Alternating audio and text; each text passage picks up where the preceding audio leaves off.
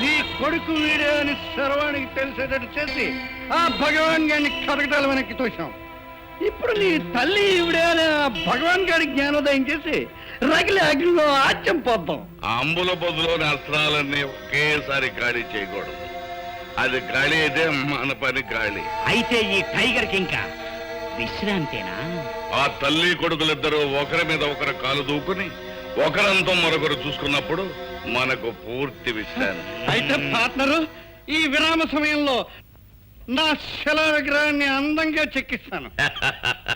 కొంగ, ఇంతకాలానికి నీ కోరిక ఫలిస్తోంది. కాఫీ తీసుకోమ్మా. అక్కర్లేదు. ఏమిటమ్మా అలాగున్నావు? మళ్ళీ ఆ దుర్మార్గులు కనిపించారా?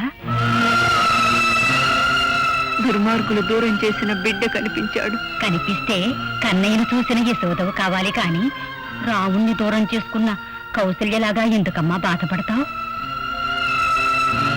చేరదీయవలసిన చేతులతో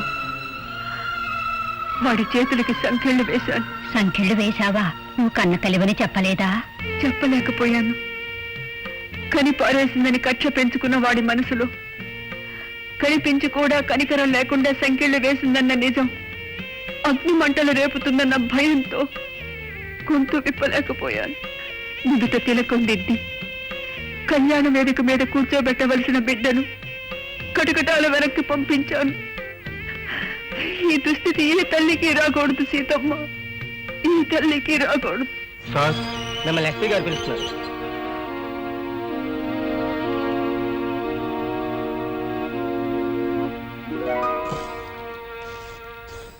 ఎందుకు పిలిచారు? నీకు భోజనం పెడదామని. భోజనమా? ఇంట్రాగేషన్ సెల్లోకి తీసుకెళ్లి తన్నులు తినిపిస్తారనుకున్నాను కానీ అన్నం తినిపిస్తారనుకోలేదు. అబ్బో, పంచభక్ష పరమాన్నాలు. ఈ సంగతి ఊళ్ళో వాళ్ళందరికీ తెలిస్తే వీధుల్లో తిరగటం మానేసి ఎస్పీ గారు అన్నపూర్ణమ్మ అని తిండి కోసం పోలీస్ స్టేషన్ ముందు క్యూలో నిలబడతారు. అందరి మీద నాకు ఈ అభిమానం ఉండకపోవచ్చుగా. నా మీద మీకు అభిమానం ఉండటానికి మీరు నాకు అమ్మింటి వైపోరా అత్తింటి వైపోరా? అది ఈరోజు నా కొడుకు పుట్టినరోజు. దురదృష్టం పసితనంలోనే నా బిడ్డ నాకు దూరం చేసింది. నిన్ను చూశాక పోయిన నా బిడ్డ దగ్గరైనంత ఆనందం వేసింది. సముద్రానికి ఆ ఒడ్డున మీరున్నారు, ఈ ఒడ్డున నేనున్నాను. అంటే తల్లికి దూరం అయ్యాను నేను, మీకు కొడుకు దూరం అయ్యాడు. కాకపోతే కొడుకు కనిపిస్తే చాలని తీరం చేరే కెరటంలా ఉత్సాహపడుతున్నారు మీరు. కానీ తల్లి కనిపించకూడదని బడబాగ్నిలా మండిపోతున్నాను నేను. కన్న తల్లి మీద నీకెందుకు బాబు అంత పగ?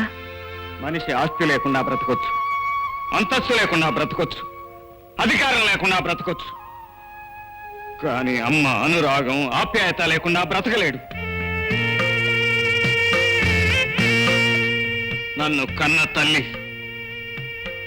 నాకు ఆప్యాయత పంచవటానికి బదులు నాలో అగ్ని రగిల్చింది. నాకు అనురాగాన్ని అందించడానికి బదులు నా బతుకు అవహేళనగా మిగిల్చింది. బాబు, భోజనం.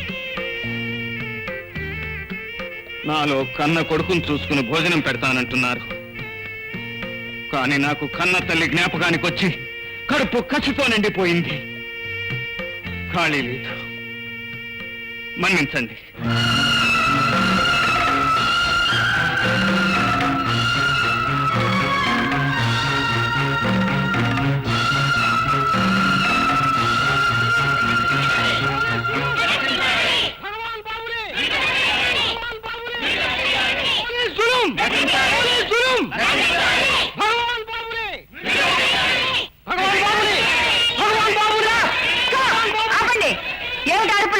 ఇవి అరుపులు కావమ్మా, మా కళ్ళల్లో రేగిన ఎరుపులు. మీరు మా భగవాన్ని వెంటనే విడుదల చేయాలి. కానీ తమ కూతుర్ని కిడ్నాప్ చేసి బలవంతంగా పెళ్లి చేసుకున్నాడని వాళ్ళు కేసు పెట్టారు. కాదమ్మా, మా భగవాన్ బాబు నిర్దోషి. తప్పంతా ఆ అమ్మాయిదే.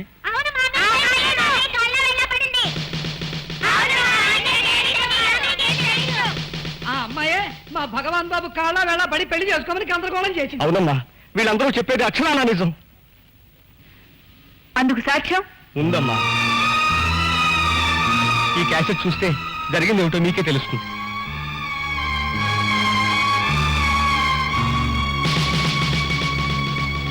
ముందు నా అభిమానం మీద కొట్టాడు, తర్వాత నా ఆస్తి మీద కొట్టాడు. ఎందుకు నేను ఊరుకుంటే నా బంగారు తల్లి మేడ తాడి కట్టి నా పరువు మీద కొట్టాడు. ఓలమ్మో ఐస్ ఫ్రూట్ లాగా నెయ్యిసుకురాడనుకున్నాను గాని మిరపకాయ బజ్జీలాగా మంట పుట్టిస్తాడనుకోలేదు. డాడీ ఈ తాడు చాలా బరువుగా ఉంది. వద్దమ్మా, ఆ తాడు తెలిసే నా తాడు దిగుతుంది. రేపు కోర్టులో ప్రధాన సాక్షి ఆ తాడే, దాన్ని మాత్రం తీసేకు. అవునమ్మా, ఆ తాళి మాత్రం తీయకు. దాన్ని కోర్టులో 10 మందికి చూపించు. కోర్టు కేసుల్లో ఈ గొడ్డలతో హత్య చేశాడనో, ఈ కత్తితో పొడిచాడనో, ఈ తుపాకీతో కాల్చాడనో చెప్పి ఆ మారణాయుధాల్ని కోర్టులో ఎగ్జిబిట్ గా పెడతారు. ఇప్పుడు ఆ మంగళసూత్రాన్ని చూపించి అతను నా మనసును హత్య చేశాడు, నా శరీరాన్ని పెళ్లిపేట్లకు దూరం చేశాడని చెప్పు. చెప్తాను. దానితో ఆ భగవాన్ జీవితాంతం జైల్లో పప్పు చారు కూడా తినేలా చేస్తాను. అప్పుడు నిన్ను 10 మంది మెచ్చుకుంటారు.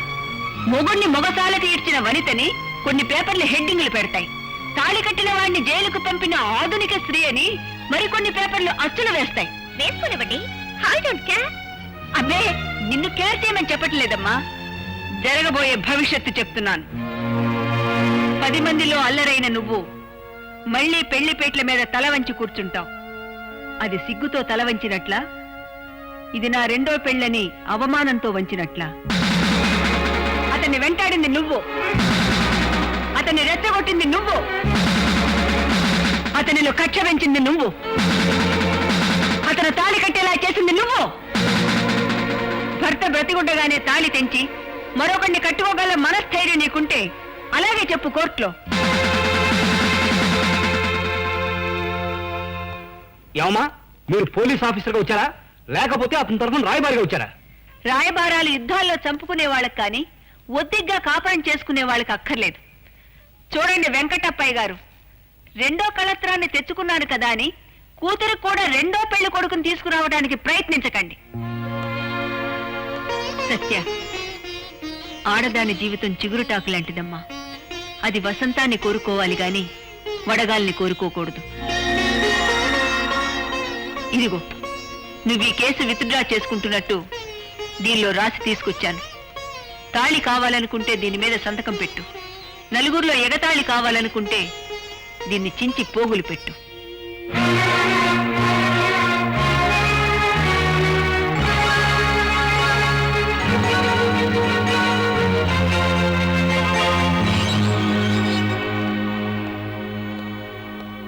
కోర్టుకు తీసుకెళ్లకుండా నన్ను ఎందుకు విడుదల చేస్తున్నారో తెలుసుకోవచ్చా? పోలీసులకు హార్ట్ ఉందని నిరూపిద్దామని.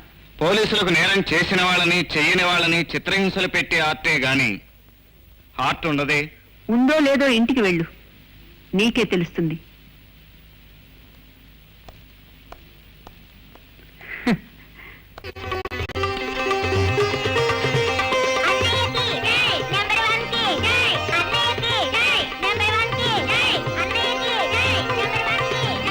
ఆగండి ఆగండి, నేనేమైనా రాజకీయ ఖైదీని అనుకున్నారా విడుదలవగానే జైలు కొట్టడానికి? అదేం కాదు. మరేమిటిది? మేము లేకుండా జరిగిన మీ పెళ్లిని ఇప్పుడు చేసి చూడాలని. పెళ్లి కూతురు పేచీ పెట్టి వెళ్ళిపోయిందిగా. అన్నయ్య, పెళ్లి కూతురు నీకోసం ఎదురు చూస్తాను. నువ్వా? మళ్ళీ ఏం వేషం వేయడానికి వచ్చావు? వేషవా? రోషాన్ని చంపుకొని మీతో జీవితాన్ని పంచుకోవడానికి వచ్చాను. బరువైన డైలాగులు చెప్పగానే కరిగిపోయేవాడు కాదు ఈ భగవాన్. తప్పైపోయింది, చెంపలేసుకుంటున్నాను. కావాలంటే గుంజీలు కూడా తెస్తాను, ఇంకా చాలదంటే దండీలు కూడా తెస్తాను. 1 2 దండీలు వద్దు, నీ దండాలు వద్దు. అదిగో అన్నయ్య వెళ్ళిపోతున్నాడు. వెళ్ళిపోతున్నారా? మరుదుల్లారా, లక్ష్మణ కుమారుల్లారా, మీ అన్నయ్య నన్ను మట్టిలో కలిసిపోమని వెళ్ళి